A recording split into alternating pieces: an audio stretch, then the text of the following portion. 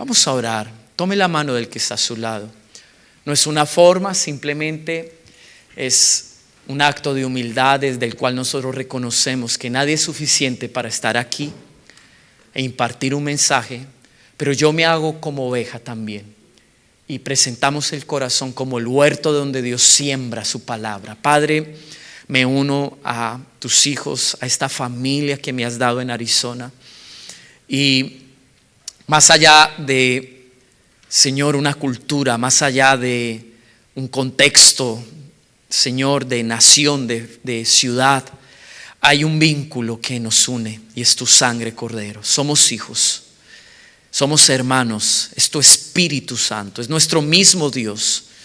La misma redención que nos presentó delante del Padre inocente, es el mismo Padre. Ahí están las razones por las cuales somos uno. Y en unidad te pedimos que todo lo que tú quieras hacer, yo me abandono en tus manos. Sopla y dirígenos de acuerdo a como tú quieras.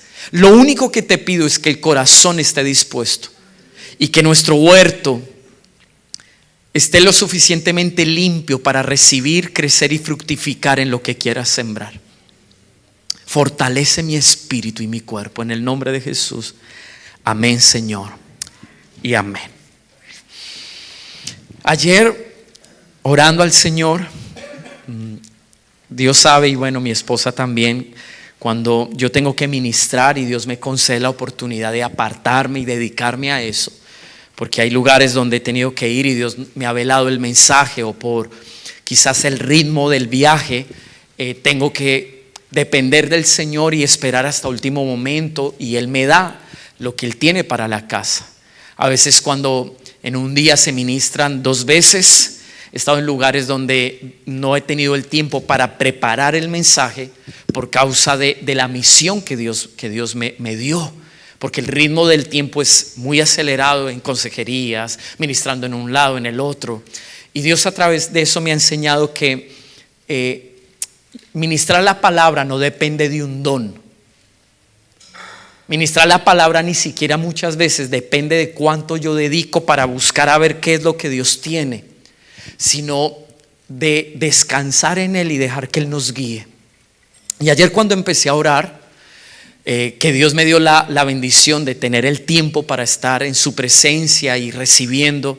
Cuando oraba por ustedes y por la iglesia del pastor Javier donde estuvimos esta mañana, Dios me dijo algo. Apenas empecé a orar, me dijo: te voy a dar primero el mensaje de la tarde y mañana temprano, o sea hoy, te doy el mensaje de donde estuve en la mañana. Y yo dije: wow, Señor, ¿por qué te anticipas de esa forma? Y casi que ayer en todo el día recibí es lo que Dios tiene para ustedes. Dios me dio una porción que tengo una convicción que va a ser algo que Él ha preparado para ustedes en este tiempo.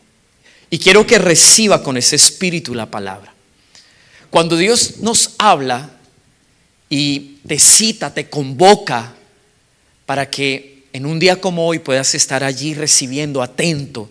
Dios no te da solamente una información para que tú salgas de este lugar diciendo: ah, qué linda que estuvo la palabra, qué lindo lo que aprendimos de Dios. Lo que Dios considera en realidad es que por causa del tiempo en el que Él te conduce y de las realidades que vas a enfrentar por causa de que solo es una herramienta para seguir forjando lo de Dios en ti, cada palabra se vuelve determinante, porque es una provisión de Dios para sustentar tu espíritu y ayudarte a mantener. Muchas veces la iglesia desestima eso, porque no entendemos por revelación que esto es más que un compromiso. O sea, no es un compromiso con los hombres, pero sí es un compromiso con Dios.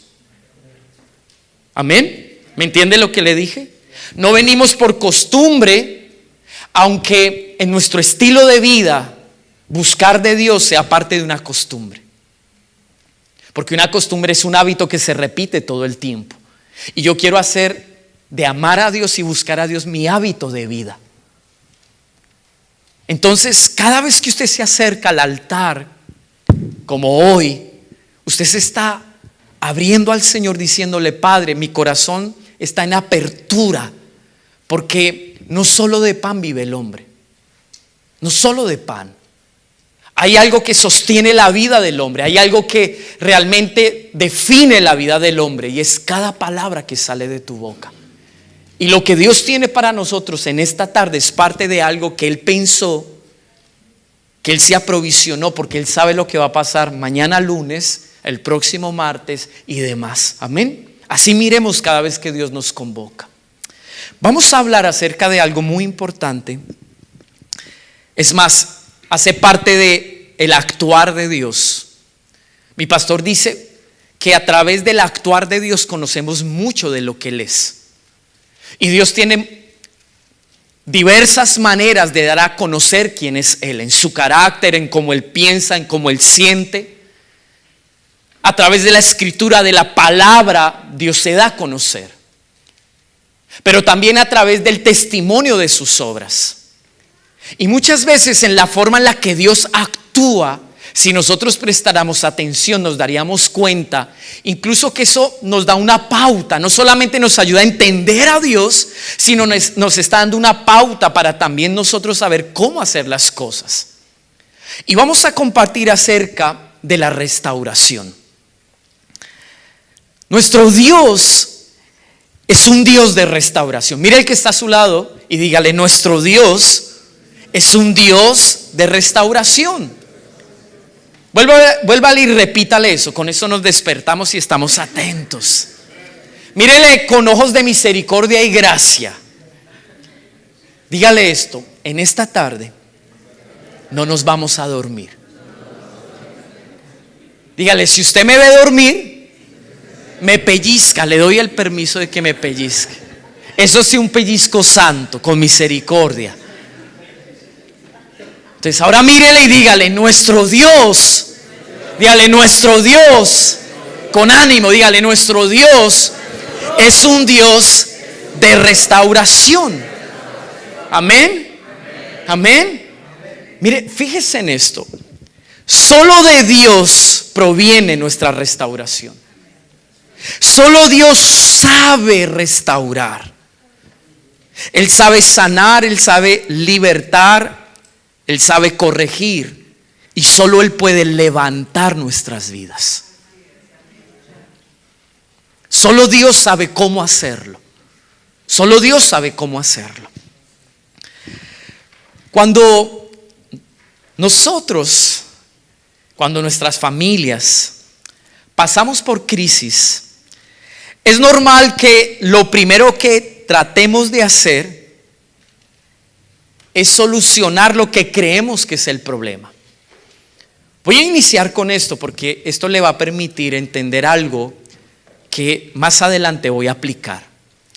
Muchas veces he estado en consejería familiar y hablándole a las parejas cuando están que ni se aguantan, y tal vez incluso han llegado al punto donde ellos dicen: pastor, si no pasa algo nos vamos a separar. La mayoría de las veces me he dado cuenta de eso, o el Señor me ha hecho dar cuenta de eso, que el problema que trae a esa familia en realidad no es el problema.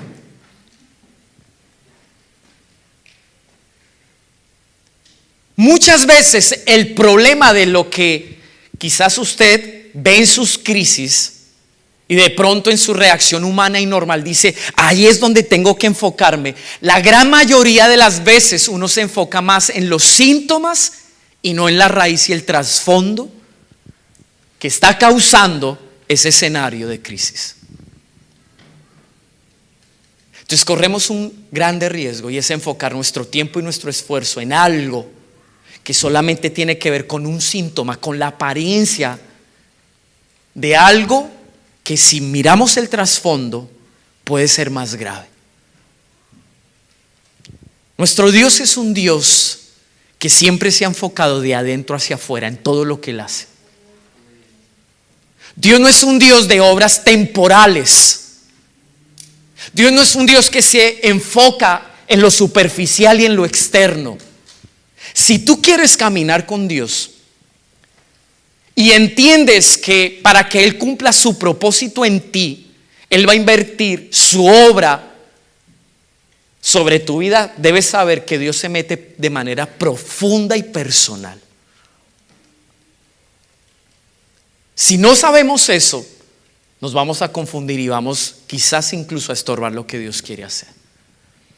Entonces, la mayoría de las veces Dios está bregando más que con las situaciones, con llevarnos a entender que debemos rendirnos y darle la apertura en nuestro corazón para que Él profundice. Eso lo dice el Señor, y no vaya ya, simplemente quiero contextualizarle algo importante y desde ahí vamos a partir. Mateo 7:20, solo se lo cito, dice: Jesús dijo, porque de adentro del corazón de los hombres salen los malos pensamientos, fornicaciones, robos, y bueno, ahí Él habla más cosas. Pero es significativo lo que Jesús dice. El problema en realidad, y la religión nos llevó a mirar así las cosas. Yo le estoy ilustrando todo esto para poder introducirlo al mensaje de esta tarde. La religión nos llevó a pensar que el problema del hombre estaba en las conductas del hombre. Y por años nos enfocamos a tratar de que el hombre cambiara su comportamiento, su actuar. El asunto es que tarde o temprano, aunque podamos llegar por un tiempo a fabricar un cristiano, por enseñarle qué tiene que hacer y qué no debe hacer, tarde o temprano hay una naturaleza caída que va a volver a resurgir, que no se podrá contener. Eso es como si usted adiestra un marranito, lo lava, lo limpia, lo perfuma, lo lleva a su casa, aprende a vivir con usted, lo domestica, lo sienta a su mesa cada vez que usted va a comer, le pone una servilleta aquí, lo acuesta con usted en la cama. El día que usted le abra la puerta y lo deje salir, ese marranito ¿sabe qué va a hacer? Buscar el lodo para revolcarse. Y esto habla de cómo Dios opera incluso. Jesús le habla a la religión de aquel entonces diciéndoles: miren, el asunto de lo que Dios quiere hacer en nosotros no radica en cambiar comportamientos, en enseñarle a la gente a comportarse. Porque Israel convirtió su relación con Dios en tradiciones de hombres, en cosas que se hacían, que incluso las generaciones empezaron a adoptar y no entendían el sentido del por qué hacían eso. Si tu relación con Dios depende de que un líder esté a tu lado diciéndote: hey, no haga eso, o esto es lo que tienes que hacer, déjame decirte que hemos fracasado como ministros. ¿Por qué? Porque llegará el momento donde nosotros no vamos a estar. Llegará el momento donde tú estarás solo y tú te enfrentarás a una realidad interna, donde Dios dejará ver si realmente en ti hay convicciones, si ha habido algo genuino y si la motivación de lo que haces es correcto. Entonces Jesús, a través de esto que les menciono, en realidad quiso traer una conciencia. El problema no está en corregir una acción de adulterio. El problema no está en decirle a la gente: no robe. No, el asunto es que esas cosas se hacen como resultado de cómo es el corazón. La religión de aquel entonces decía: no nos contaminemos, metámonos en una burbuja, evitemos hacer ciertas cosas, porque pensaban que de eso dependía su espiritualidad. Y Jesús dijo: están equivocados. Lo que ustedes hagan y dejen de hacer debe ser el resultado de lo que son en su interior. Y es allí donde Dios siempre ha querido trabajar. Por eso Él dijo: les daré un corazón nuevo y pondré mi espíritu dentro de ustedes. ¿Se da cuenta cómo Dios opera? Usted me dirá: pastor, ¿por qué me está hablando de esto? Y empezó a hablar de restauración. Porque cuando Dios restaura, Él tiene que hacer una obra tan profunda e interna en el corazón, que Él no solamente quiere una iglesia bonita que se siente un domingo acá, que venga y adore, levante los brazos y se vaya a su casa a seguir siendo la misma. Él necesita hacer una obra interna. Entonces, esto lo digo, diga conmigo, para que podamos entender desde dónde Dios empieza a trabajar. Amén. Amén. Nosotros trabajamos en educación y una vez conocí un pensamiento tan especial de una maestra que en un libro que ella hizo y bueno, pues circuló para los maestros, decía: la mayoría de los profesores en el aula de clase se enfocan por mantener un buen ambiente, corrigiendo las acciones de los niños. No sea desordenado, no grite, no hable con el compañero, sea limpio en su espacio de trabajo. Y la mayoría de las instrucciones se enfoca en corregir comportamientos. Yo no sé si usted es uno de esos padres, todo el tiempo estamos corrigiendo es el comportamiento de los chicos. Pero Dios como padre no opera así. ¿En serio, pastor? No, Dios no opera así. Porque el comportamiento es el resultado de algo. Jesús dijo, miren, Jesús dijo palabras como estas: un árbol bueno se conoce ¿por qué? Por el fruto tú vas a conocer. Un árbol de manzana jamás va a poder dar limones. Si Dios no cambia tu naturaleza o pone su naturaleza en ti, jamás tú te comportarás de acuerdo a lo que es Dios. El énfasis no está en el fruto, el énfasis está en la naturaleza en nosotros. Cuando Dios pensó en restaurar tu vida, Él no dijo, bueno, te voy a enseñar a vivir. Él no dijo, vamos a instruirte en una forma distinta de invertir tu tiempo, de invertir tus deseos, tus necesidades, tus fuerzas. Te voy a enseñar una vida diferente. Quiero convencerte que fumar por años, al final la consecuencia que trae es que te dañas tus pulmones. Y Él no sacó una calculadora para sumar y decir, mira cuánta plata te has gastado en el vicio. Déjame convencerte de que como estás viviendo es una forma equivocada. Dios no hace eso. Porque la decadencia del hombre manifiesta lo siguiente: podemos estar muy mal, sufrir por eso y hacer sufrir a los demás, y aún así, sabiendo que lo que estamos haciendo está mal, no nos detenemos. ¿Usted no se ha puesto a pensar en eso? ¿Cuántos de nosotros, antes de que Dios nos resucitara, vivíamos así? Y nos decían, oiga, pero no se da cuenta lo que está haciendo. Mire cómo sufren sus hijos. ¿Y qué sucedía? Uno seguía en lo mismo. Porque ¿qué fue la obra que Dios nos dio? Fue una obra de resurrección. ¿Saben qué implica nacer de nuevo? Literalmente es esto. Dios te miró y dijo, tú tienes una naturaleza caída, con una tendencia a lo malo. Es adicta al pecado. Por más que yo te enseñe un camino diferente, jamás podrás seguirlo, porque en tu incapacidad hay algo en tu naturaleza que te limita a caminar de acuerdo a ello. Yo tengo que hacerte nacer de nuevo, resucitarte. ¿Qué significa eso?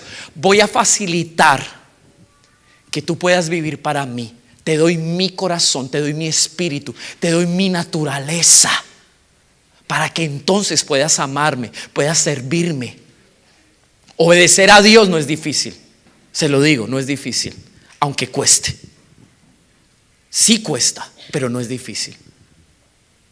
Y usted me dirá, pastor, pero es difícil. No, no es difícil.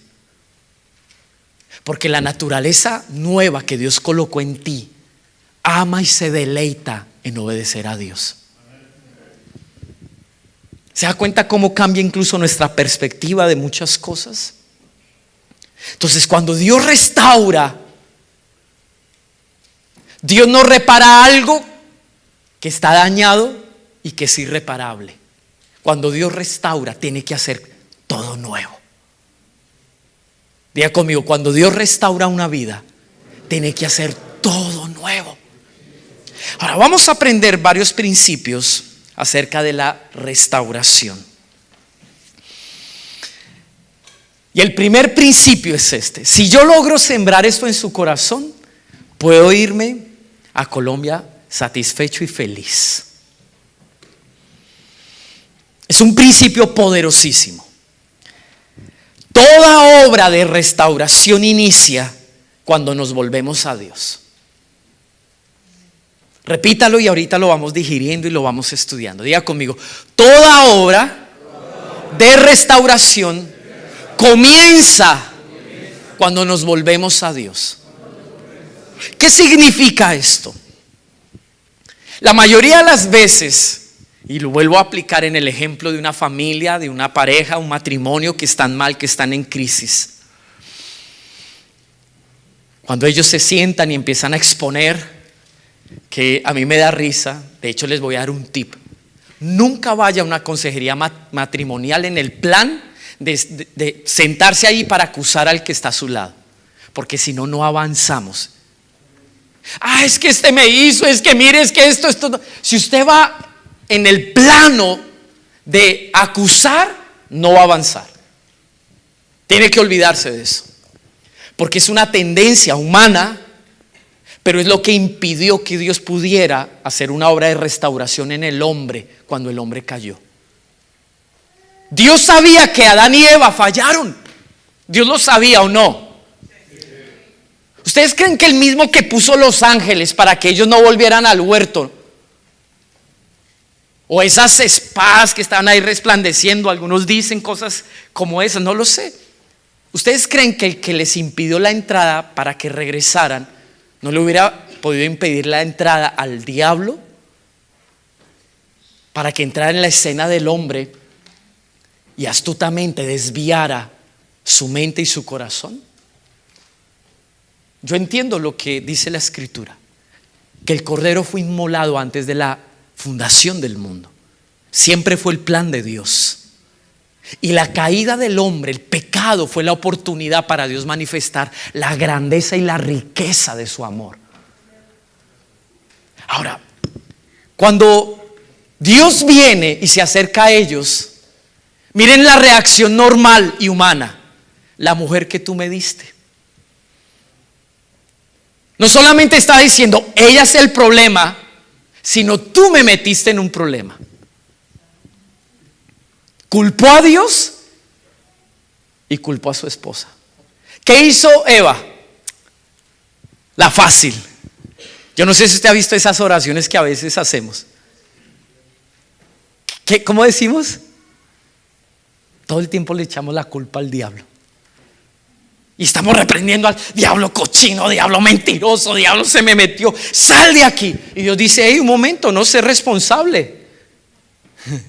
Asume tu responsabilidad, porque es fácil lavarnos las manos y acusar a los demás. Jamás va a haber una restauración si nosotros no dejamos de culparnos. O sea, si usted está mal, si usted está en una crisis matrimonial y quiere salir de ese bache, deje de señalar y culpar al otro. Asuma su responsabilidad. ¿Qué esperaba Dios? Que Adán valientemente dijera: mira, sí, a mí, tú me diste una instrucción, yo soy la cabeza. Yo estaba enfrente, al lado, en el original literalmente, eso es lo que describe, al lado de mi esposa. El diablo le ofreció a ella: come.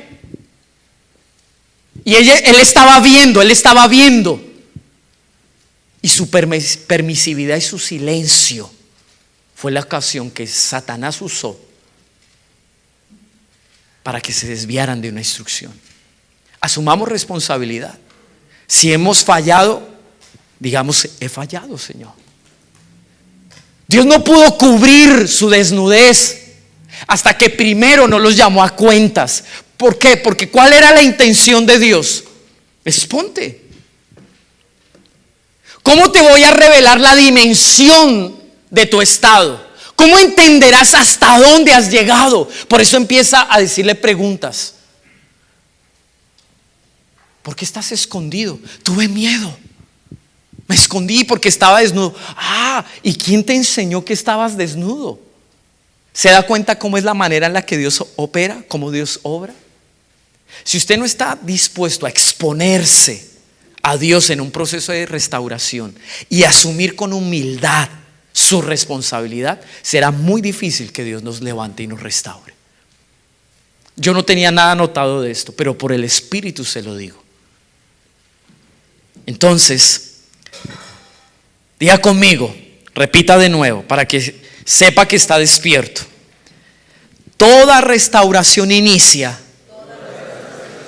cuando nos volvemos a Dios. Vamos a ir al Salmo 80. Vamos a leerlo en esta tarde.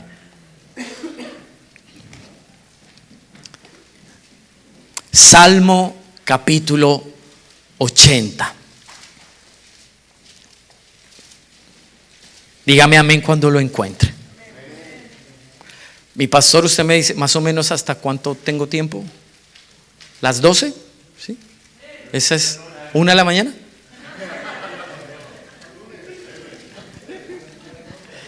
Salmo capítulo 80. Vamos a leerlo.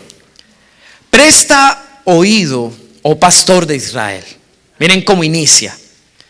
Tú que guías a José como un rebaño, tú que estás sentado más alto que los querubines, resplandece delante de Efraín, de Benjamín, de Manasés. Despierta tu poder y ven a salvarnos. Verso 3, léalo conmigo. Restáuranos, oh Dios, y haz resplandecer tu rostro sobre nosotros y seremos salvos. Yo uso la versión, no sé si esa la tienen allá. Uso la versión nueva, Biblia de las Américas. No sé qué versión está en la pantalla, no logro verla bien. Es el Salmo 80. ¿Dije 18? No la están proyectando. ¿Se puede proyectar? ¿Sí o no? Pónganmela por favor, porque tiene una intención. Quiero que ustedes estén atentos a algo. Hay 3 versículos que en este capítulo se repiten. Dios hace un énfasis, porque en la oración que Asaf hace, que es una oración donde él le pide a Dios: interven, ayúdanos, ten misericordia, sálvanos, rescátanos, manifiesta tu poder. Tú has sido nuestro pastor, tú nos has conducido hasta aquí. En medio de todo este capítulo, 3 veces se menciona lo que dice el verso 3.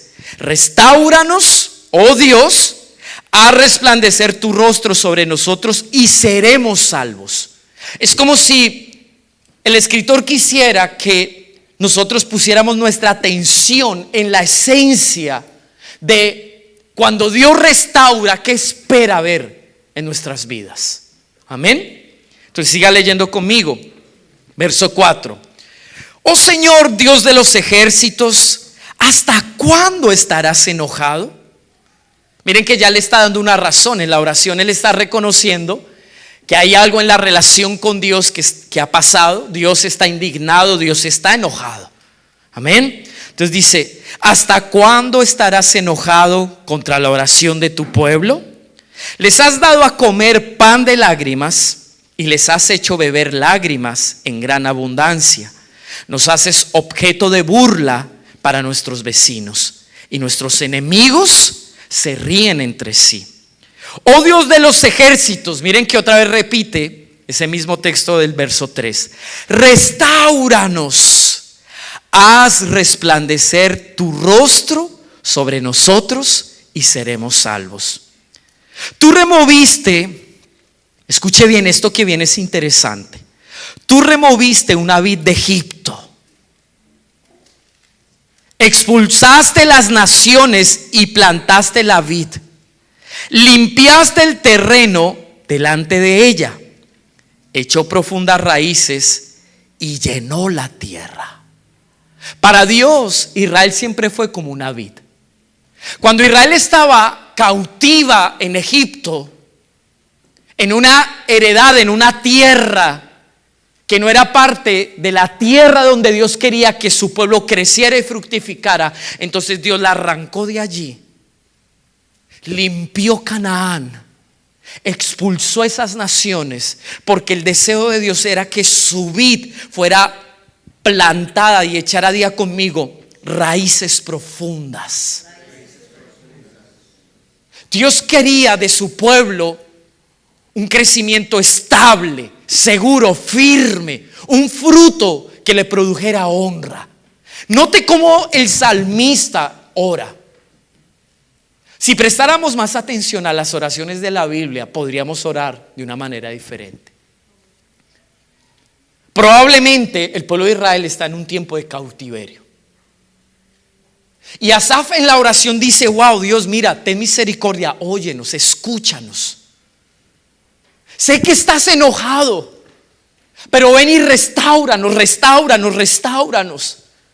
Y empieza a hacer memoria: wow, mira, Dios, un día nos sacaste del mundo, nos desarraigaste de una tierra seca que nos esclavizó, que impidió que creciéramos, que fructificáramos en ti. Somos tu vid, nos colocaste en nuestra herencia, en la promesa, en el diseño tuyo. Y sigue orando y dice: los montes fueron cubiertos con su sombra. O sea que Israel llegó a crecer, se extendió. Dice, los cedros de Dios con sus ramas, extendía sus ramas hasta el mar y sus renuevos hasta el río.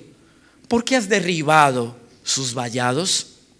De modo que la vendimian todos los que pasan de camino. El puerco montés la devora, y de ella se alimenta todo lo que se mueve en el campo. En otras palabras, Señor, nosotros hemos experimentado que ya tú no cuidas de nosotros. Crecimos, dimos fruto, fuimos de bendición incluso para otros, pero en un momento Dios quitó el vallado. Las vides eran plantíos que tenían que cercarse, porque había muchos animales que venían a robar el fruto y a dañar el proceso de crecimiento. Y hubo un momento donde ellos dijeron: wow, mira, todo lo que hemos pasado, todo el proceso que hemos vivido ahora está en riesgo. Todo lo que de alguna manera en un momento era para honrar el corazón de Dios, para agradar el corazón de Dios, todo este crecimiento, todo este proceso que costó tanto, que vino de menos a más, en algún momento se expuso. Dios mismo decidió que fuese así. La pregunta es, en lo que estamos leyendo, ¿por qué Dios lo hizo? ¿Qué sucedió en Israel para que Dios decidiera: mira, ¿sabes qué? Me aparto de ti. Me aparto del proceso en el que íbamos. Y por eso entonces el salmista está diciendo: restáuranos. Ahora, note el sentido de esa restauración. ¿Con base a qué pide la restauración? Dos cosas, diga conmigo, dos cosas. Primera, diga conmigo, primera. Una restauración con base a la obra que Dios ya había hecho en ellos y no se podía perder. Una restauración con base a todo el proceso que el pueblo de Israel vivió y no se podía perder. Y también con base a quién era Dios con ese pueblo. Por eso el primer versículo dice: tú guiabas a José como un rebaño. Entonces diga conmigo, la restauración se basa en dos cosas. Mira el que está a su lado y dígale: toda restauración que proviene de Dios se basa en dos cosas. Diga conmigo: siempre que pidamos que Dios nos restaure, le diremos que nos restaure por causa de dos cosas.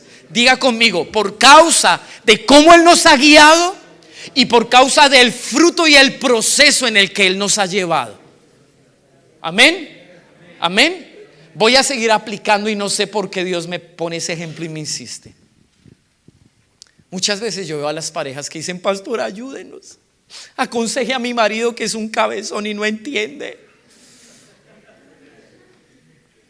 Y yo empecé a indagar, bueno, ¿y qué pasa? ¿Qué? No, fue infiel, mire, no administra bien el dinero, mire que sus decisiones nos abocaron a una crisis. Y yo, bueno, ¿y qué más? Cuéntame más. No, antes nosotros estábamos bien, disfrutábamos de la vida. Y yo, bueno, ¿qué más? Nunca mencionan a Dios.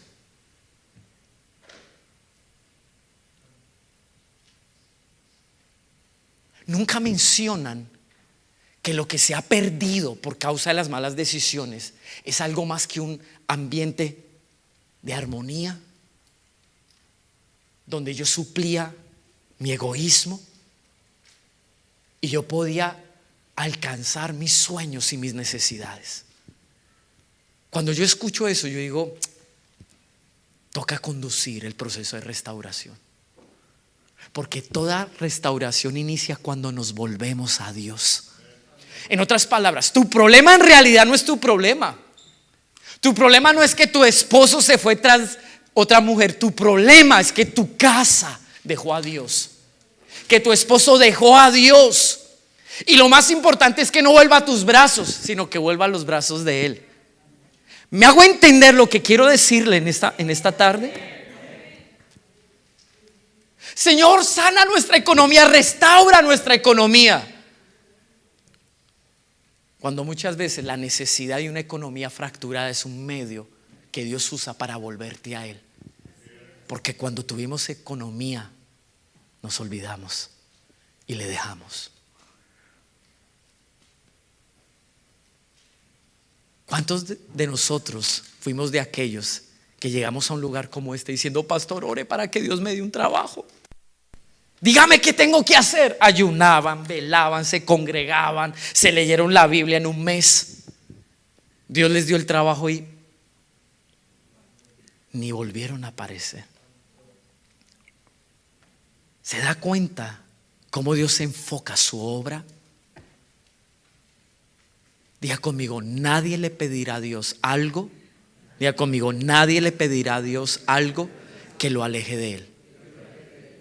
Nadie que conozca a Dios y valore a Dios le va a pedir algo que lo aleje de Él.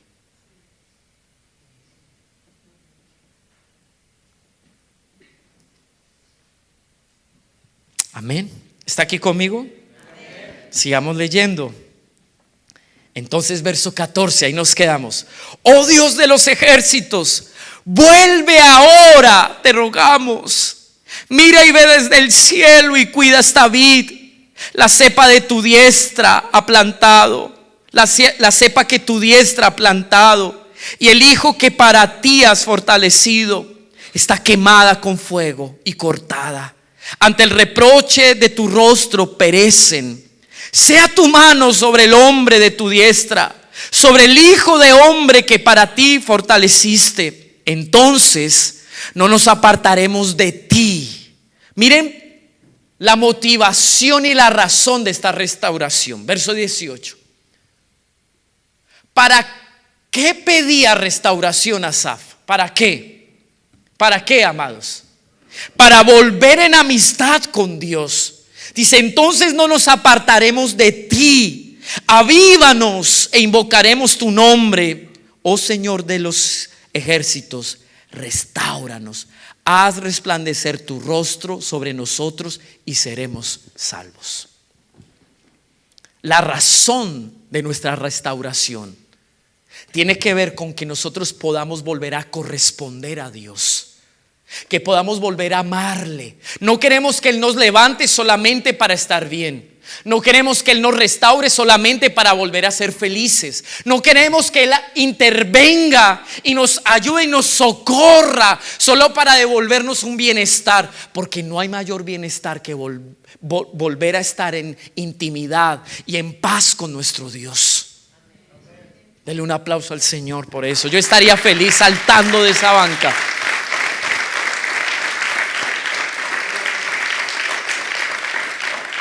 Diga conmigo, el propósito de toda restauración de Dios es volvernos a Él, es reconciliarnos con Él. Entonces, lo primero que usted debe buscar cuando está pasando una crisis, cuando sus decisiones, cuando su pecado amado, lo ha llevado a estar fracturado, a entrar en un tiempo de ruina en todos los ámbitos, lo primero que debería hacer es reconciliarse con Dios. Ese es el comienzo de toda restauración. Mi pastor dice algo y se lo aprendí, eso es lo que me recordó el Señor ayer. Toda restauración inicia cuando nos volvemos a Dios. Y todo lo que usted quiera que ocurra va a ser el resultado de que nosotros nos volvamos a Dios primero. Es más, voy a decirle algo. El verso 3, ubíquelo. Restáuranos, oh Dios, y haz resplandecer tu rostro sobre nosotros y seremos salvos. La versión Nueva Traducción Viviente de este texto cita de esta forma. Preste atención. Oh Dios, cambia la palabra restaurar, porque en realidad la traducción de esa palabra restaurar tiene que ver con lo que le voy a decir. Oh Dios, haznos volver a ti otra vez. ¿Qué significa la palabra restaurar? Que Él nos haga volver a Él. Solo Dios puede hacernos volver a Él. Y cuando Él restaura, el deseo de la obra de restauración es que te toma a ti y te vuelve a conectar con el cielo. Esa es la restauración en realidad. Entonces dice: oh Dios, haznos volver a ti otra vez. Haz que tu rostro brille sobre nosotros. Solo entonces seremos salvos. Tres cosas hay aquí.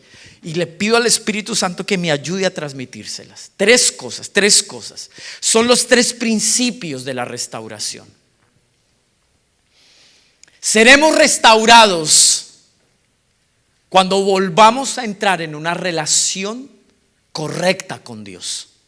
En otras palabras, restauración es estar en armonía, en unidad con Dios. Eso es restauración, el primer principio. Segundo, dice: haz que tu rostro brille sobre nosotros. La Biblia en lenguaje sencillo dice: muéstranos tu bondad y sálvanos. Siempre que Dios estuvo enojado con su pueblo, le retiró el rostro. Porque esto es una analogía para dar a entender que cuando Dios está feliz y agradado con un pueblo, lo que su agrado lo lleva a hacer es a mostrar su bondad y su gracia. Voy a explicarle algo. Ser bendecido no es una señal de que Dios esté agradado contigo. Israel durante 40 años tuvo un calzado que iba creciendo en la medida que el pie le creció, un vestido que se le desgastó. Tuvieron agua y maná, provisión de Dios, pero aunque eran provistos por Dios, Dios no estaba agradado de ellos. Es más, dice literalmente: yo no me agradé de ninguno de ellos. Porque Dios no tiene problema con cuidarte, con proveerte y bendecirte. Él no se niega a sí mismo. Él hace salir el sol sobre buenos y malos. O sea, su misericordia y su gracia no se condiciona a ti. Entonces lo que dice el salmista es: yo quiero volver a ver tu rostro. Yo quiero volver a verte agradado, volver a verte agradado, feliz. Que cuando yo te mire tú digas: wow, como dijo de Jesús, este es mi hijo amado en quien yo tengo complacencia. Lo segundo que se restauró, o el deseo de Asaf era que cuando yo me presente delante de ti, lo que tú veas, te honre, te agrade. Y entonces tú me expongas a tu rostro. ¿Me hago entender? La gente quiere que Dios le resuelva sus problemas sin dejar de hacer lo que hasta el día de hoy ha desagradado el corazón de Dios. Y no hay mayor incoherencia que eso. Pastor, ore. Como si la oración fuera una varita mágica. que resolviera todos los años que ha sido un sinvergüenza y haciendo lo que no le toca. Entonces nos acercamos a Dios diciendo: bueno, Señor, como tú eres un Dios bueno, que ama, misericordioso, entonces tratamos de manipular a Dios con la información que tenemos de Él, porque solo es información. Si le conociéramos, esa información trascendería el corazón. Y Dios dice: wow, mira, más que bendecirte, yo estoy interesado en cambiar tu corazón y en que tu vida me agrade a mí mismo. Entonces toda restauración comienza cuando nos volvemos a Dios y entendemos que Él quiere reconciliarnos con Él y Él quiere volvernos a exponer a su rostro porque Él nos aprueba. Y por último dice: que tu luz brille sobre nosotros, entonces seremos salvos. Note cuándo se manifiesta el resplandor de Dios: cuando hay reconciliación y cuando Él está agradado. Este hombre era un hombre espiritual y supo lo que pidió. Vamos a aplicar. Ya terminé la primera parte, voy a ir terminando. Ahora finalizando. Puede que me demore 3, 4 horas, no lo sé. Dios me enseñó a predicar así: doy el principio y después aplicamos para comprender. Vaya conmigo a Deuteronomio capítulo 30. A mí me dijeron que ustedes eran muy estudiosos y les gustaba escudriñar la escritura. Entonces les hicieron buena o mala fama, depende de usted.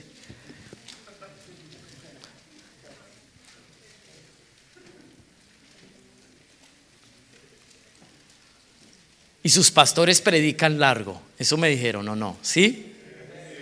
O sea que cuando usted viene a la iglesia se agenda estar acá, ¿sí o no? Algunos dirán: pastor, pero no hemos comido. Yo solo desayuné hoy. Entonces estamos en las mismas. Y llevo un mes predicando. Entonces, si yo puedo estar aquí en pie, usted también, porque usted tiene el mismo Espíritu Santo que lo sostiene. Deuteronomio capítulo 30, vamos a leerlo. Vamos a entender en contexto por qué Asaf ora como ora. ¿Quién le hizo entender esos principios que habían en su oración? Verso 1 en adelante: y sucederá que cuando todas estas cosas hayan venido sobre ti, la bendición y la maldición que he puesto delante de ti, y tú las recuerdes en todas las naciones a donde el Señor tu Dios te haya desterrado. O sea, voy a explicarle un poquito. Dios sabía que su pueblo se iba a desviar. Para Dios eso no fue una sorpresa, y antes de que sucediera, Dios ya le había anunciado a sus siervos, en este caso a Moisés: el pueblo se va a desviar. Tranquilo. O sea, para Dios decir lo siguiente: el problema no es si tú vas a fallar, ese no es un problema. Para Dios el pecado, esto va a sonar extraño, para Dios el pecado no es un problema. ¿Cuándo el pecado se convierte en un problema? Cuando nosotros lo justificamos, lo disimulamos y lo defendemos. Cuando nosotros nos obstinamos en él. Porque al final Dios sabe que tú y yo somos pecadores. Juan dijo: no se engañen. No se engañen. Somos pecadores. El asunto es que ahora tú, aunque seas pecador, tu estilo de vida ya no es un estilo de vida de pecado. ¿Por qué? Porque Dios te hizo nacer de nuevo. Ese es el contexto de ese texto. Y la misma naturaleza que Dios puso en ti te administra y no te deja pecar más de lo que tú quieres. Porque dice que el que tiene el hombre espiritual no puede pecar. O sea, no solamente quiere vivir para Dios, sino que ese hombre interior allí, el nuevo hombre, lucha contra tu carnalidad y tu hombre viejo. Y tu hombre viejo: ay, que me permita, que yo quiero hacer esto. Y el espiritual es una pared de contención diciendo: oye, tú eres hijo de Dios. Dios puso algo en ti. Dios no quiere que te desvíes, que te deslices. Pero Juan dice, lo más importante de toda esta realidad es saber algo: que abogado tenemos delante del Padre, a Jesucristo, que si nosotros le confesamos nuestros pecados, Él es fiel y justo para perdonar y limpiar las dos obras que Jesús ofrece. Perdona y limpia, perdona y liberta, perdona y quita la suciedad del pecado. Ahora, cuando Dios le habló aquí en Deuteronomio 30, que si usted lee el capítulo 29, no tengo el tiempo para hablarlo, Dios le dice a su pueblo algo que incluso hasta el día de hoy yo veo como Dios, en la relación que tiene con nosotros, Él no se impone. Él nos administra ahora a través del Espíritu Santo y de la palabra de verdad. Pero Dios jamás te va a forzar a hacer algo que tú no decidas hacer. Dios le dijo a su pueblo: pongo delante de ti dos opciones. Tú tómalo o déjalo. Tú decides. Satanás dañó al hombre desconectándolo con Dios bajo este criterio: cuando tú decidas, tú no necesitas consultar a Dios. Le sembró en el corazón a Eva esa idea. Tú también puedes discernir y distinguir qué es bueno y qué es malo, y decidir. ¿Saben cuál es el problema del hombre? Que el hombre sin el consejo de Dios jamás va a poder discernir y distinguir entre lo bueno y lo malo. Porque se cumple la palabra del profeta: llegarán los días donde a lo bueno le llamarán ¿qué? Y a lo malo, dígame si no es lo que estamos viviendo hoy en día. Ese es el espíritu que operó desde el inicio. Porque Dios tiene que decirte que eso que tú elegiste hacer es malo. Tú puedes también ser como Dios, autónomo, y no someterte a su consejo ni preguntarle: Señor, ¿esto cómo lo ves? ¿Lo ves bien o lo ves mal? ¿Por qué tienes que someterte a Dios? Satanás ha operado de la misma manera hasta el día de hoy. De la misma manera. Pero Dios, que es un caballero, dice: pongo delante de ti, tú decides. Solamente que Dios, como buen padre, dice: si tú decides en contra de mi palabra, que en ese contexto Dios le llamó bendición. No hay mayor bendición para el hombre que obedecer lo que Dios le dice. Dice: si vas en contra de lo que es tu bendición, va a haber consecuencias. Pero Dios, que es soberano, se adelanta y dice, en el capítulo 30, yo creo que se abrió la boca de este varón y empezó a profetizar: y sucederá que cuando todas estas cosas hayan ocurrido, si usted lee todo el contexto, está hablando de que si el pueblo desobedecía la voz de Dios, iba a sufrir consecuencias, iban a ser llevados cautivos, iban a tener que sufrir por causa de eso y toda esa situación. Pero mírenle el énfasis, que es donde yo quiero ir. Y sucederá que cuando todas estas cosas hayan venido sobre ti, o sea, las consecuencias de haberme desobedecido, dice: la bendición y la maldición que he puesto delante de ti, y tú las recuerdes en todas las naciones a donde el Señor tu Dios te haya desterrado. Porque parte de la consecuencia de no obedecer a Dios era que Dios le dijo a su pueblo: los sacaré de la tierra prometida y los desterraré en cautiverio en otros lugares. Entonces Dios le está diciendo a su pueblo, sin haber ocurrido ello, anticipándose proféticamente, diciéndoles: esto va a pasar. Sin embargo, el problema no es que le fallen al Señor. Dios ya sabe. El asunto es que olviden y no traigan a memoria algo relevante. ¿Qué es lo relevante? Es lo que vamos a ver. Dice, verso 2, ¿qué es lo relevante? ¿Qué es lo que dice allí? ¿Qué es lo que tenían que acordarse cuando estuvieran viviendo las consecuencias de su desobediencia? Verso 2, léalo conmigo, léalo ahí en pantalla. ¿Qué dice? ¿Qué dice? ¿Y qué? ¿Y qué? ¿Y qué? ¿Y qué? ¿Qué dice allí? Y vuelvas. Wow. Dios les dio la solución antes de que ocurrieran las cosas. Y aún les profetiza y les dice: yo sé que van a fallar, yo sé que van a caer, porque en el hombre hay una tendencia siempre, aunque lo malo lo destruya, decidir por eso. Pero cuando estés viviendo las consecuencias, que le voy a decir una cosa: las consecuencias del pecado es un acto de misericordia y de amor. Porque imagínense cómo sería la historia del mundo actual si no hubiera consecuencias de tantas cosas que se hacen. Si la promiscuidad sexual no derivara en enfermedades venéreas, ¿ustedes creen que el hombre se controlaría? Si así, enfermo y todo, sigue pecando, ¿cuánto más si Dios le retirara las consecuencias? Porque es una forma de frenarnos.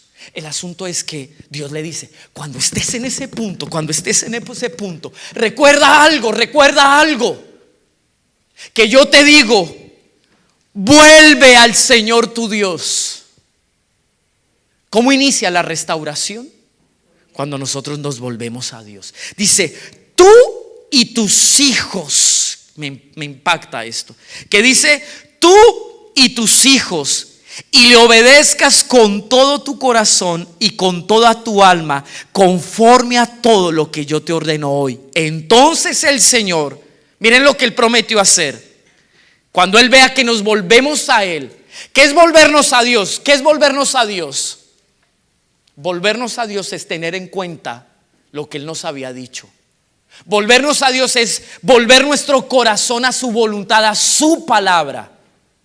Cuando Él ve que el pueblo, que aunque falla, que aunque cae, reconoce con humildad y dice: Señor, estoy así por desviarme de tu voz, pero yo vuelvo mi corazón a tu voz. Volviéndome a tu voz, me estoy volviendo a ti. Cuando Él ve eso, dice el verso 3, entonces, o sea, resultado de ello, el Señor tu Dios te hará volver de tu cautividad y tendrá compasión de ti, y te recogerá de nuevo de entre todos los pueblos a donde el Señor tu Dios te haya dispersado. Qué tremendo esto. Cuando Dios restaura, lo primero que hace en tu corazón es que tú vuelvas a apreciar y a valorar su voz, su voluntad, su instrucción en tu vida. ¿Tú quieres comprobar si eres un hijo o una hija restaurado? Se evidencia en el valor que tú le das a la voz de Dios en tu corazón y en tu caminar.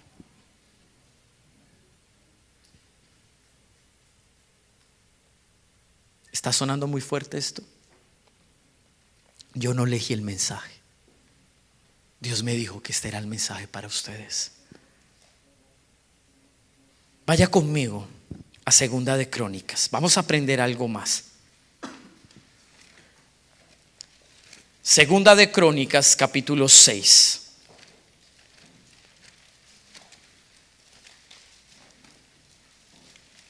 Ya voy terminando, no se afane.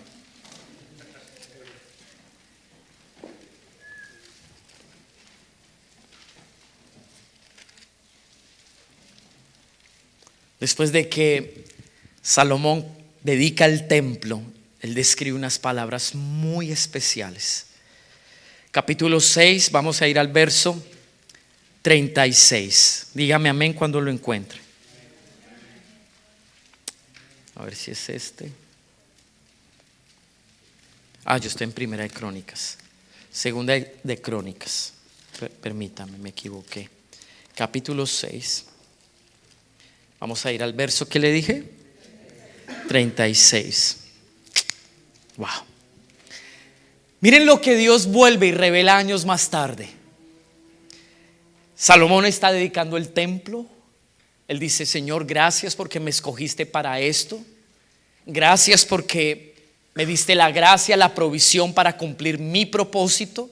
Y en medio de su oración parecería que él está terminando satisfecho diciendo: lo logré. Pero yo creo que el Espíritu Santo toma su boca y le ayuda a entender que la grandeza de ese templo no solamente fue hacer algo que Dios le dijo que tenía que hacer. No solamente era el esplendor de su arquitectura y los elementos que se usaron para construirlo. Dios le habla a su corazón y le hace entender esto. Cuando pequen contra ti, está orando Salomón, pues no hay hombre que no peque. Miren la oración de este hombre. Y estés lleno de ira contra ellos y los entregues delante del enemigo, y estos los lleven cautivos a una tierra lejana o cercana. Si recapacitan. ¿Qué dice allí el verso 37? ¿Qué dice?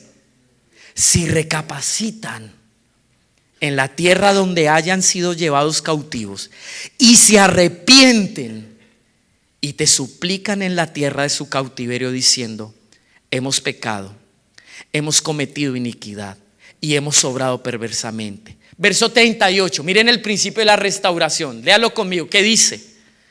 Si se vuelven a ti con todo su corazón y con toda su alma en la tierra de su cautiverio, a donde hayan sido llevados cautivos, y oran vueltos hacia la tierra que diste a sus padres, hacia la ciudad que has escogido y hacia la casa que he edificado a tu nombre, escucha tú desde los cielos, desde el lugar de tu morada, su oración y sus súplicas. Hazles justicia y perdona a tu pueblo que ha pecado contra ti. Ahora, oh Dios mío, te ruego que tus ojos estén abiertos y tus oídos atentos a la oración elevada en este lugar. Y todos saben la historia. Dios le dice: mis ojos estarán aquí. Ahora, ¿en qué contexto y sobre qué intención Dios le dice: nunca faltará mi disposición para mirarte y para oírte? Por revelación, Salomón entiende una verdad muy grande. Primero, que el hombre como la hierba del campo, que florece en la mañana y en la tarde se marchita. Que somos polvo, que pecamos y fallamos todo el tiempo. Somos vulnerables por una naturaleza caída que todavía está presente en nosotros. Pero ¿saben qué es lo lindo de esto? Que cada vez que usted y yo fallamos, Dios siempre estará dispuesto a atendernos, a restaurarnos, a salvarnos, a levantarnos, cuando vea un corazón que es consciente, que reconoce y acepta su realidad. Salomón vuelve y menciona este principio de restauración. Ellos van a fallar, Señor. Yo lo sé, ellos van a fallar. Nosotros vamos a fallar. Y más que todo, quien lo dijo, ¿no? Salomón, como terminó sus días. Vamos a fallar. Pero lo más importante, cuando fallemos y vengan las consecuencias, venga la ruina sobre nuestras vidas, es que nosotros podamos volvernos a ti. Porque el principio de la restauración, ¿cuál es? Volvernos a Él. Volvernos a Él. El resto es un resultado.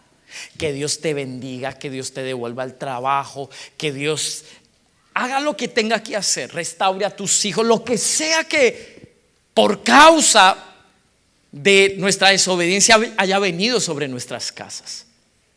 Si nos volvemos a Dios, es lo que Dios en realidad necesitaba. Amén. Amén. Vamos a seguir aplicando. Ahora sí voy hacia el final. No, de verdad, no es mentira. Segunda de Crónicas 24.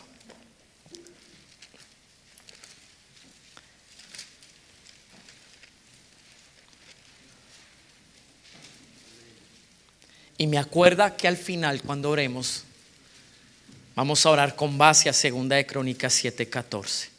Pero me acuerda, porque si no se me olvida. Amén. Por allá a medianoche, cuando ya estemos medio dormidos, ahí me acuerda.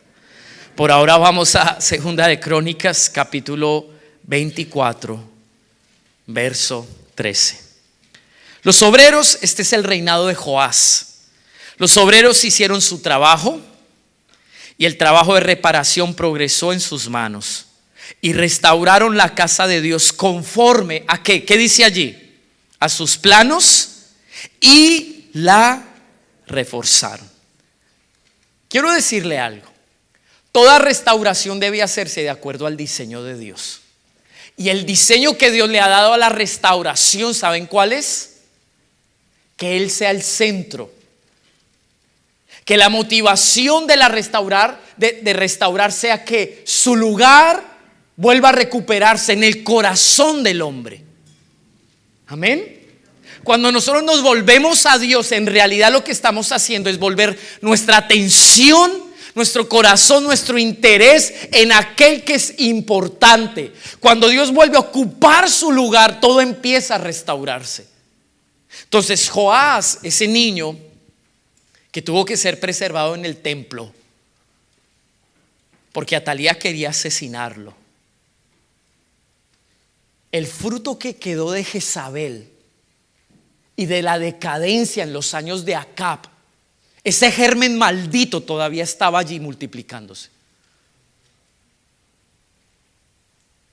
Y Dios tuvo que levantar y darle la oportunidad a este niño de ser preservado para que él pudiera restaurar lo que sus padres dejaron.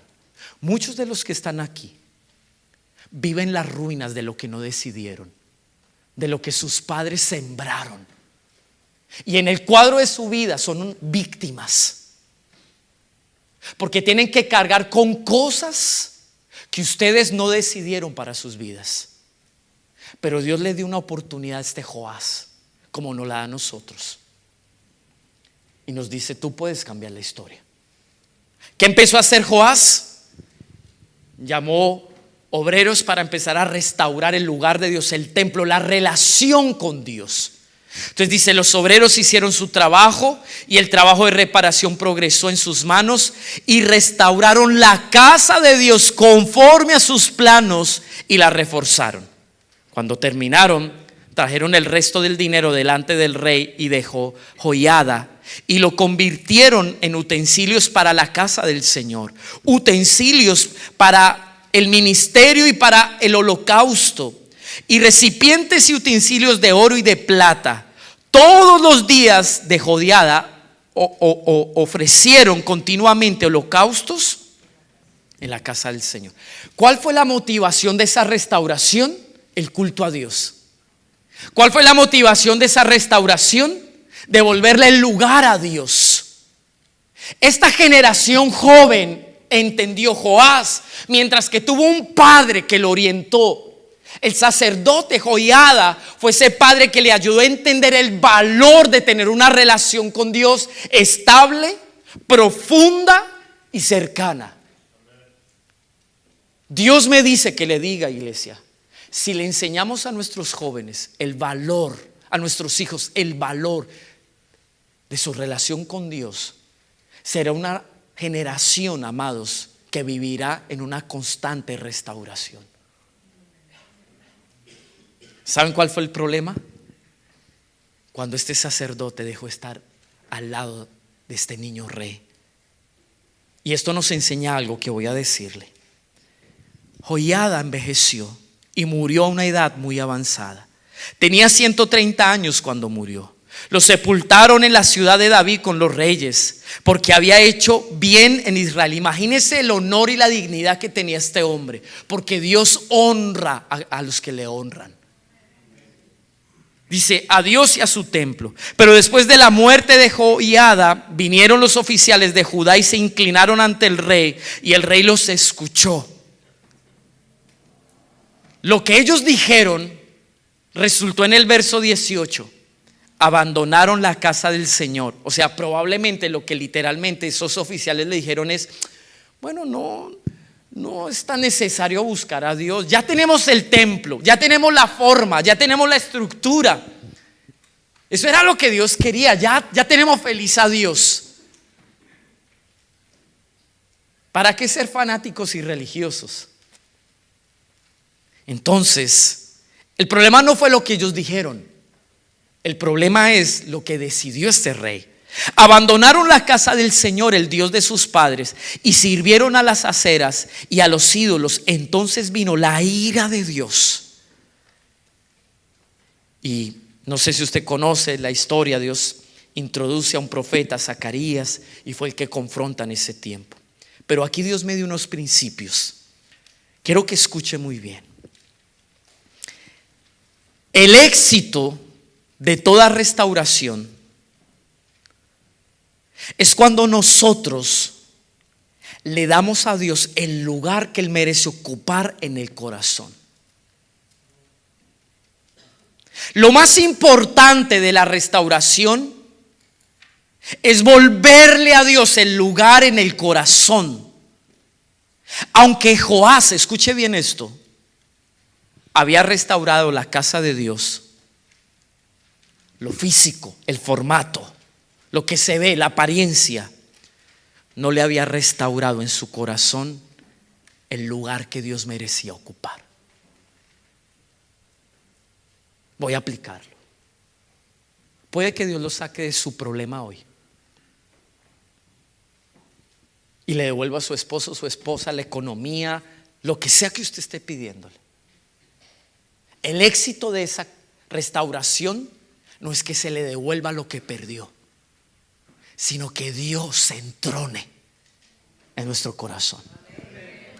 Dele un aplauso al Señor por eso.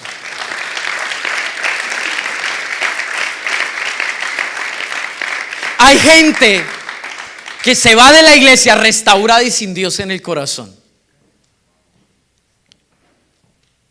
Porque el objetivo de la restauración, diga conmigo, no soy yo, no soy yo. Diga conmigo, no soy yo, no soy yo, es Él. Él es el objetivo. Cuando Él ocupa su lugar, entonces todo está restaurado. Amén.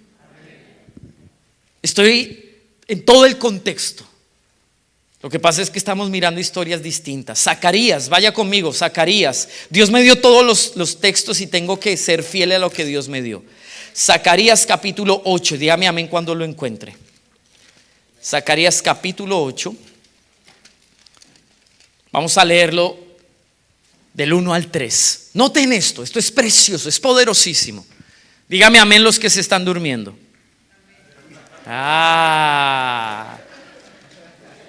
Usualmente hago esto en la casa para pescar a los que se estaban durmiendo. Y también para que usted se acostumbre a algo, no le diga todo amén. Porque usted no sabe qué está diciendo y todo, por costumbre decimos amén, amén, amén. ¿Y usted entendió lo que se le está hablando? Despierten a la hermana, por favor. Zacarías capítulo 8, verso 1 en adelante. Y vino la palabra del Señor. ¿Se acuerdan cuál fue el profeta que Dios envió allá? ¿A Joás? No lo leímos, pero para Dios confrontar a ese Joás, a ese niño rey, Dios le envió a este profeta, Zacarías. Lo que pasa es que no leí el versículo, estaba en los versículos siguientes. Si usted es juicioso, léalo en casa y va a unir la historia. Vino la palabra del Señor de los ejércitos. Así dice el Señor de los ejércitos: he celado a Sión con gran celo. Sí, con gran furor la he celado. Así dice el Señor: volveré a Sión y en medio de Jerusalén moraré. Y Jerusalén se llamará ciudad, ¿qué dice allí? De la verdad. Y el monte del Señor de los ejércitos, ¿cómo? Monte santo. Esta palabra se da cuando Dios comienza su proceso de restauración. En los últimos días del ministerio de Zacarías ya había pasado todo lo que Dios anunció que iba a pasar. El pueblo se desvía, se corrompe, entra en una decadencia primero espiritual y por último moral. Siempre que hay decadencia moral es porque eso está dando testimonio de cómo está la condición espiritual de la gente. Todo eso sucedió. Dios llama a su pueblo, les dice: voy a levantar mi remanente, vamos a restaurar. Vivimos ese tiempo de vergüenza, de indignación, pero Dios levantó, escogió un remanente de los 70 años del cautiverio para que salieran de allí y restauraran. Y parte de las palabras que Dios anunció, entre esos Isaías profetizó mucho de esos tiempos, Jeremías también, Daniel Dios lo usó como una pieza clave para suscitar esa restauración. Y en medio de todo eso Zacarías entra en escena. Y Dios le dice: mira, Zacarías, ¿cuál es mi intención? ¿Qué es lo que yo quiero? Ahorita vamos a leer un poquito más del capítulo 8. Antes de Dios hablar de la restauración, y les dice: pónganse manos a la obra, vamos a hacer lo que nos toca hacer, porque Dios siempre restaura. Mire sus manos. Diga conmigo: Dios siempre restaura. Mire sus manos, mírelas. Diga conmigo: Dios siempre restaura a través de nuestras manos. Dios usó las manos de ese pueblo para restaurar lo que ese mismo pueblo dañó. Y la restauración siempre opera así. A eso se le llama restitución. Porque no espere que alguien lo perdone, su esposa, su esposo y sus hijos, si más que pedir perdón usted no empieza a restituir el daño que hizo con sus propias manos. Amén. Amén. ¿Lo entendió? Ese es un principio poderosísimo. Es más, se lo voy a ilustrar, como tenemos tiempo, ¿sí? Ustedes dijeron y yo estoy aquí feliz de la pelota. Pastor, ¿usted tiene argolla? ¿No? ¿Argolla matrimonio no la tiene puesta? Préstemela, venga para acá. A mí me robaron la mía hace poco, en Colombia. Pero ya pronto la tengo de nuevo, la mandamos ya a hacer. Quédese aquí conmigo, venga, pastor. Cierto día yo le hice daño a mi hermano y le robé algo que para él era muy especial y muy lindo, significativo, por todo y todo. Entonces, quédese ahí, yo me fui y el Señor me redarguyó y me dijo: oye, mira lo que hiciste. Le robaste la argolla a Ernesto. ¿Sabes cuánto vale eso? ¿Cuánto representa eso? No es cualquier cosa. Hazme el favor y ve y le pides perdón. Entonces yo: bueno, Señor, perdóname, hice algo malo, Señor, me reconcilio contigo. Y vuelvo y le digo: Ernesto, ¿cómo estás, mi hermano? Bien, ¿no? Ya. ¿Me perdona? Gracias, Ernesto, Dios lo bendiga. Cada vez que él me vea así, ¿ustedes qué creen que él va a pensar? ¿Qué creen? A ver, comparta conmigo un poquito. ¿Qué va a decir él? ¿Ah? Mi anillo. Yo le digo: yo ya le pedí perdón. Cuando yo hago esto, no le voy a pedir matrimonio, tranquilo. Ah, ¿es en este? Ah, bien. Ah, bien. Estoy restituyendo el agravio. Y ahí se completa la obra de restauración. Gracias, pastor. Ese es un principio básico en la consejería. La gente quiere que lo perdonen y bueno, pero ¿cómo te vas a comportar de ahora en adelante? Por eso Juan el Bautista todo el tiempo dijo: hagan dignos frutos de arrepentimiento. Amén. Vea, dije este ejemplo y me fui. Estamos aquí. Entonces Dios le dice a Zacarías: ¿sabes qué, Zacarías? Mi pueblo ha sufrido 70 años la consecuencia de su desobediencia. Yo tuve que castigarlos porque soy padre. Y si hay algo que nos vincula a la paternidad de Dios, no solamente es que Él nos bendice y nos cuida, su disciplina. Porque la disciplina nos hace participar de su santidad.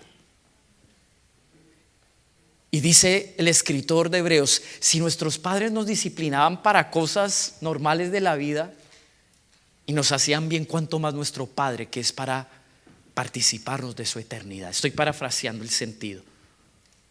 Entonces Dios trae esta palabra a Zacarías y le dice: mira, ¿sabes qué? Amo tanto a mi pueblo, lo celo. Quiero explicarle algo. Dios tiene celos, pero no son los celos del ser humano, porque los celos del ser humano está basado en inseguridad, en baja autoestima, está basado en sentimientos malos. Dios no tiene esos sentimientos. Dios no cela, ¿sabe por qué?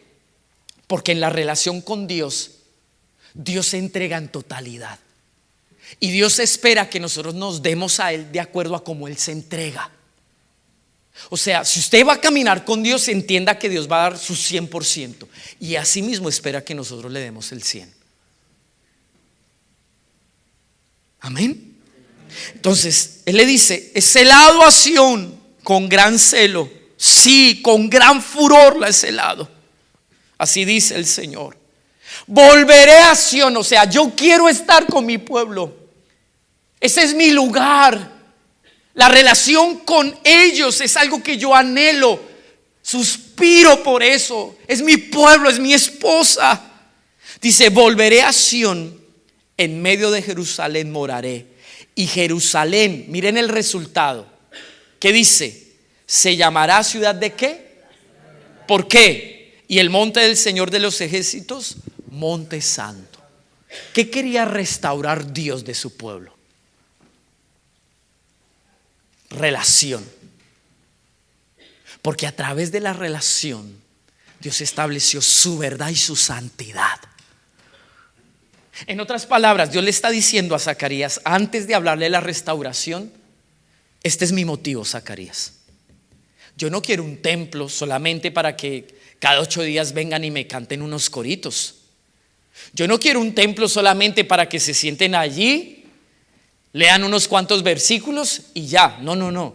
Yo celo mi lugar en ustedes.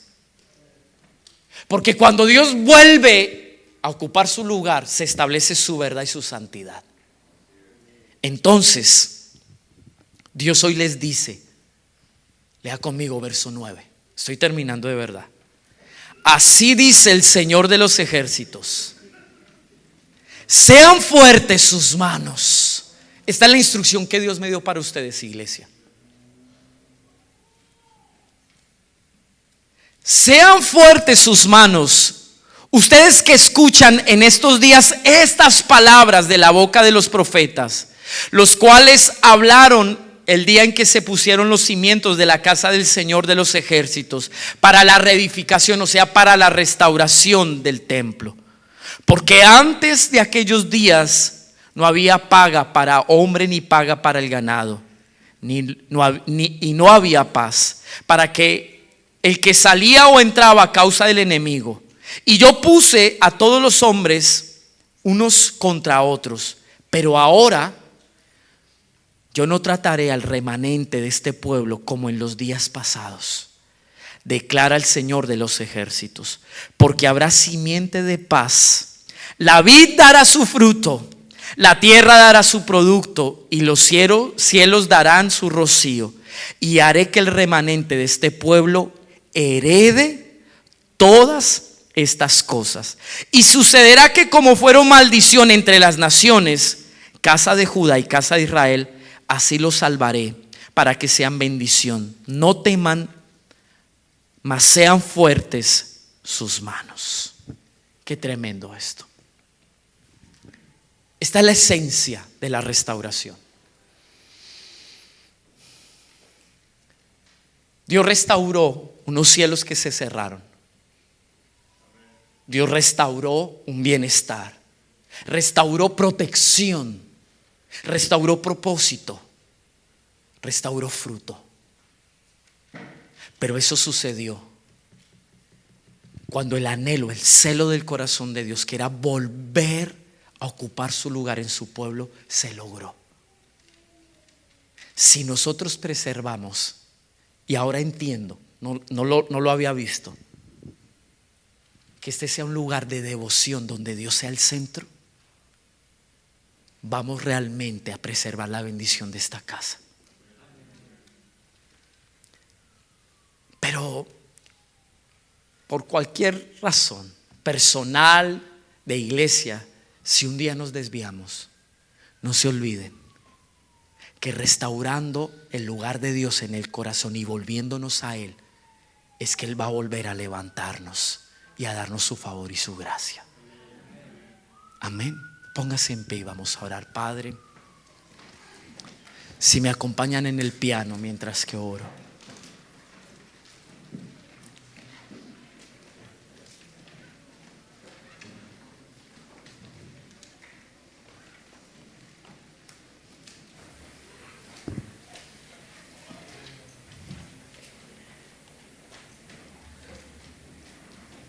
Cierre sus ojos. Es su tiempo con el Señor.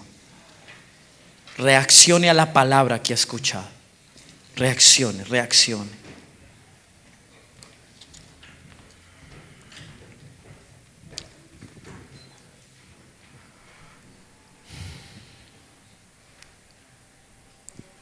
Bajito, pero ayúdame. ¿Se acuerdan cuando Salomón oró? Y él dijo: ay, Señor, probablemente este pueblo se va a desviar. Eso no es un problema. Al final somos pecadores y vamos a fallar. El asunto no es evitar que eso pase. El asunto es que cuando ocurra, este pueblo se acuerde de que tiene que volver a ti. Eso es lo importante. Yo dejé de pastorear como lo hice los primeros años, donde yo quería ser más bueno que Dios. Y como esos padres tóxicos, yo andaba pendiente de la gente para que no se desviara, para que no se alejara del Señor, y todo el tiempo estaba ahí con esa tensión y ese temor. Escucha a Dios, no te olvides de Dios. Y un día Dios me dijo: ay, hijo, cuánto daño has hecho. No le prives a la gente el equivocarse, suéltalos. Lo importante no es si se van a ir o si van a fallar, sino que tú les hayas hablado lo que ellos tienen que recordar. Que el día cuando fallen y estén caídos, ellos entiendan que su solución comienza cuando se vuelven al Señor. Y empecé a pastorear de una manera diferente.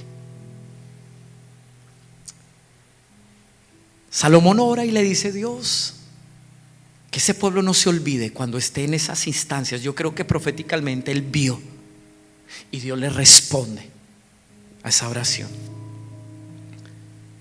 Segunda de Crónicas 7, el 12 dice: y el Señor se apareció a Salomón de noche y le dijo: he oído tu oración. La oí. Y he escogido para mí este lugar como casa de sacrificio. Así les dice el Señor en esta noche, pastor. Si cierro los cielos para que no haya lluvia, o si mando la langosta a devorar la tierra, o si envío la pestilencia entre mi pueblo. En otras palabras, Salomón le había dicho: cuando estemos desterrados y vivamos la consecuencia de no haberte obedecido, que era que se cerraran los cielos, que los campos ya no tuvieran el respaldo de la gracia y la bendición de Dios.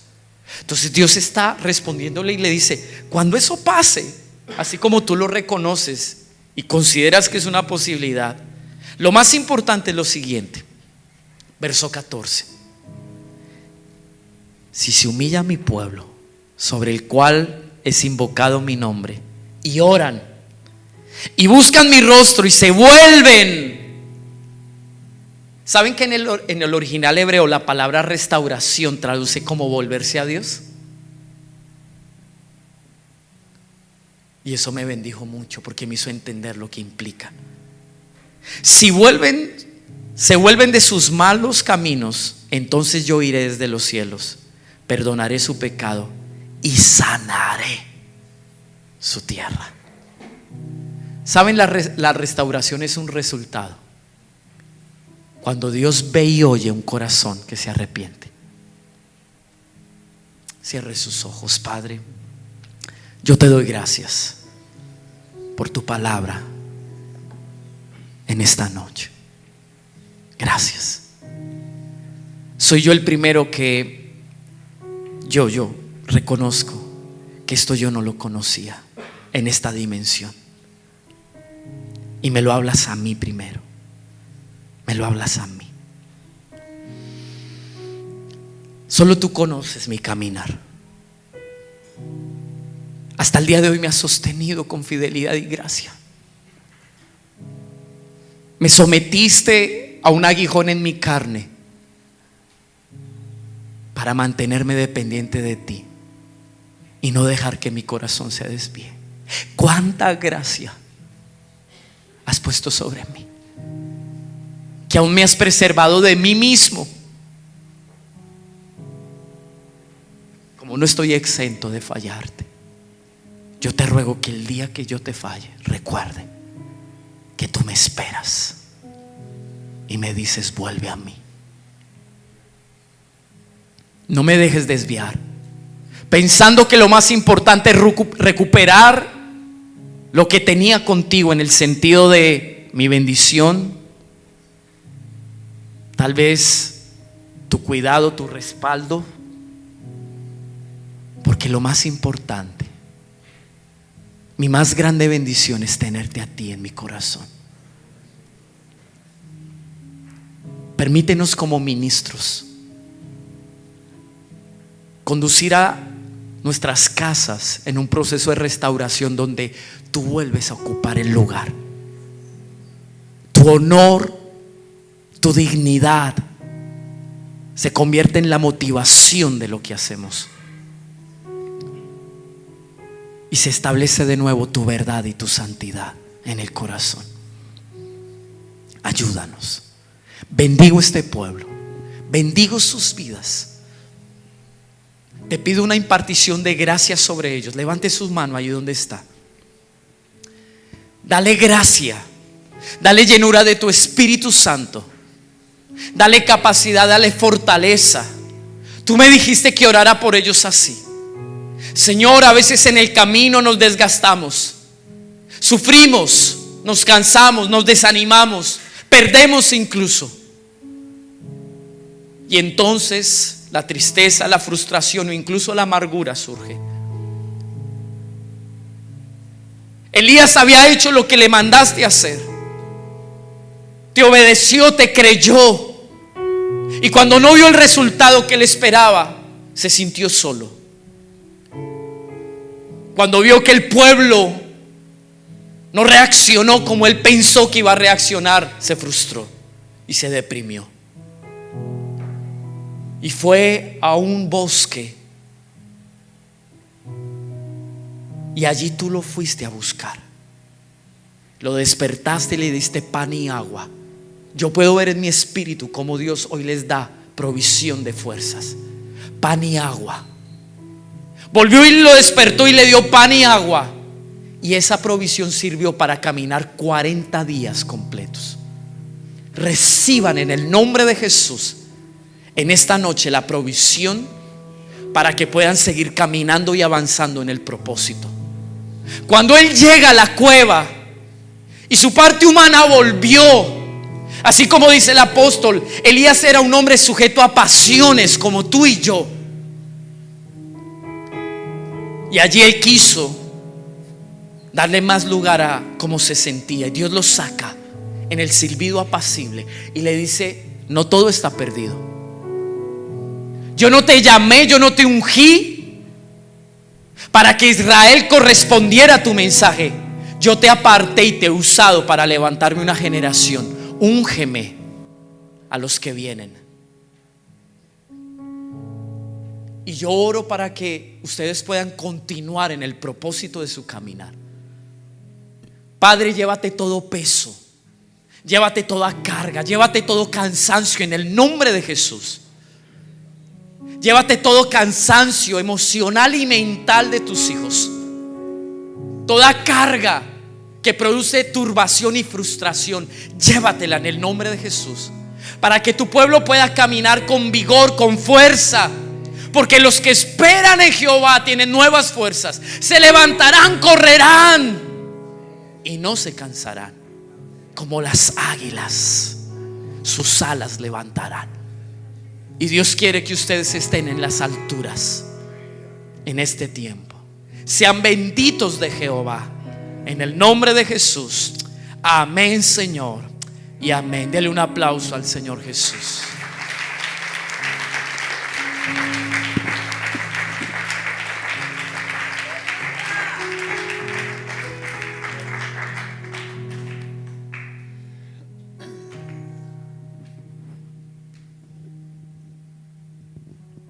Gloria al Señor, amén. Creo que Dios ha tratado con cada uno de nosotros, amén. ¿Y qué le puedo decir? Simplemente dar gracias a Dios. Si quieres pasar a este lugar a agradecer a Dios, lo puedes hacer. Aleluya, gracias Dios. Señor, gracias porque a través de volvernos a ti, a través de reconocer que como lo estamos haciendo no te agrada a Dios, tú nos restauras. Al momento de convertirnos, Señor, al momento de volver nuestro corazón a ti, tú nos restauras. Tú eres fiel, tu palabra ha sido enseñada.